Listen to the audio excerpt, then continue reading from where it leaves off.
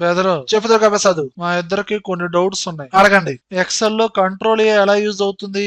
ఇక్కడ ఒక షీట్ లో ఒక రిపోర్ట్ లో ఏదైనా ఒక సెల్ ని సెలక్షన్ చేసి కంట్రోల్ ఏ ప్రెస్ చేస్తే ఆ టేబుల్ మొత్తం సెలక్షన్ అవుతుంది. అది ఎంటీ సెల్ క్లిక్ చేసి కంట్రోల్ ఏ ప్రెస్ చేస్తే ఎంటైర్ షీట్ మొత్తం సెలక్షన్ అవుతుంది.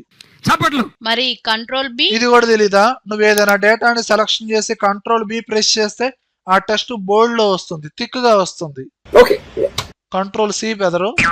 నువ్వు కూడా ఏంట్రా అమ్మాయిలాగా బేసిక్ అడుగుతావు?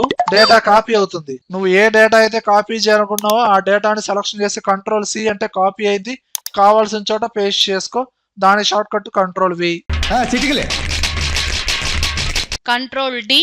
డేటా డౌన్ కి ఫిల్ అవుతుంది. ఇక్కడ ఒక సెల్ సెలక్షన్ చేశాను, కీబోర్డ్ లో కంట్రోల్ డి ప్రెస్ చేశాను, టాప్ లో ఏ డేటా అయితే ఉందో ఆ డేటా అనేది ఫిల్ అవుతుంది. అలా కాకుండా డేటా ఉన్న సెల్ తో సహా ఎంటీ సెల్స్ ని సెలక్షన్ చేసి కంట్రోల్ డి ప్రెస్ చేస్తే ఎంటీ సెల్స్ మొత్తంలో సేమ్ డేటా ఫిల్ అవుతుంది.